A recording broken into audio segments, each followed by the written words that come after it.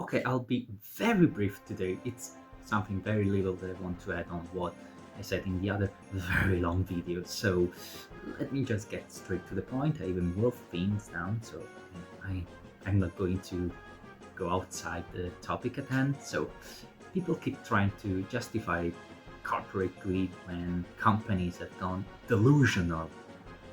Because you know what? If I produced, let's say, a set of chairs, 200 chairs, that I need to sell for 5 millions a piece to even, just to go even, let's say 200 chairs cost two of the chairs when I sell them to go even, 5 millions.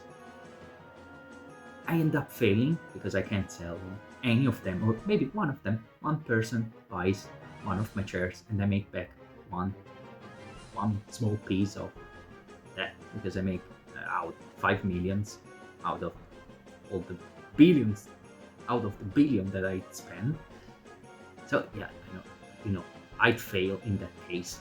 So it's not so much people being, oh, so bad, they are so mean, they don't understand.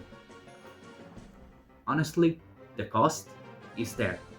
It's fair for me to ask that much money to sell those chairs because I'm trying to go even, just that. At the same time, I'm the idiot because I didn't try to take into consideration, the power of money that people have.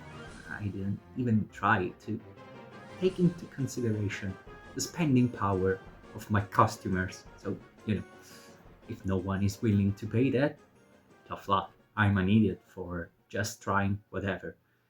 And that's the point. Game companies have lost sight of that. And they stop looking at how much the main crowd, not the rich people who can afford even the games as they are now, as they will be in 20 years, 30 years, as they were in the 80s, whatever. No, they lost sight of the main crowd. Me, you probably, I suppose, if you're also mad at the situation with Nintendo. And they stopped looking at that and they kept loading the game costs because it'd be cool to make an even bigger game, an even bigger game, an even bigger game, and the costs grew, and they were so bloated that they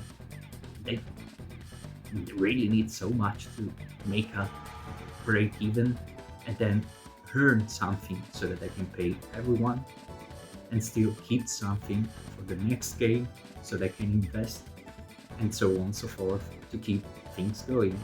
It's not like one company makes one game and then they close the studio down. It's okay, I heard that, thank you very much, see you never. No, they keep going, so what they earn, they're going to invest and the cycle keeps going. And it's an idiot, it's a huge issue. It's an idiot, the one that stops looking at things and trying to see, wait, what's the kind of price that people are willing to pay? I'm not willing to pay $90, euros, whatever, for one game. And from what I've seen, most people are not. There are a few that are fine with it because they can afford it. I cannot. Many cannot. So, we keep making it so companies are not being made out for being fools. If I made those chairs, everyone would be laughing at me and pointing and going, you're such an idiot. How would you even think that would be a genius idea, making those kind of chairs that no one would buy? And they would be right. That's what we should be doing as well. Let's stop enabling rich people into fooling us, into making us believe we are the problem and they are not, because they are not and we are not the problem. I got confused. They are the problem and we are not. But things are the other way around. They keep saying, oh, just because you're so poor doesn't mean that the industry should cater to you. Exactly, it should. It should look at what I can afford and then base things off of that. If they even want to keep going, because if I stop paying, if everyone stops paying and there's just 5 people, Either they're willing to pay 1 billion for each copy of the game, otherwise everything's going to close down. AAA companies at the very least. AA companies as well. Even they have quite high costs if there are so few customers. Indie games, everyone seems to be able, thank God, most, not everyone, most seem to be able to afford indie games. So, people will move all over that. AAA games, AA games, bye-bye.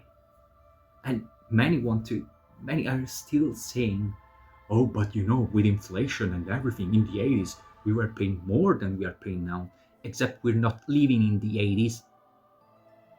Are you still so delusional? Do you think this is the 80s? No, this is much worse. We're in much worse times than the 80s, monetary-wise. We earn so much less. Sure, there are people whose wages have gone up. There are people who are so rich. However, the average person, not so much. Either the wage stayed the same, not changing in decades, or it's even gone lower and lower. People can't afford what they could with the same wage 10, 20, 30 years ago. And we still want to believe that, oh, but games cost more? It's true. If you take everything into consideration, they did cost more by comparison. But we're not living in the 80s. Let's stop pretending we're in the past. We live now, today. And today, we cannot afford it.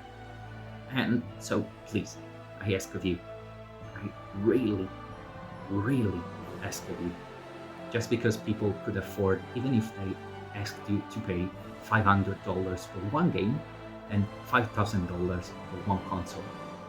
Do not believe that, because it's not fair, it's not true. Let's stop pretending that. Let's not allow people to make a fool out of us. Let's stop that. It's not fair. That's all I wanted to say. This was a small add-on, And it's great. I'm doing like Nintendo. No, it's a joke. Thank you very much, and see you again. Bye-bye.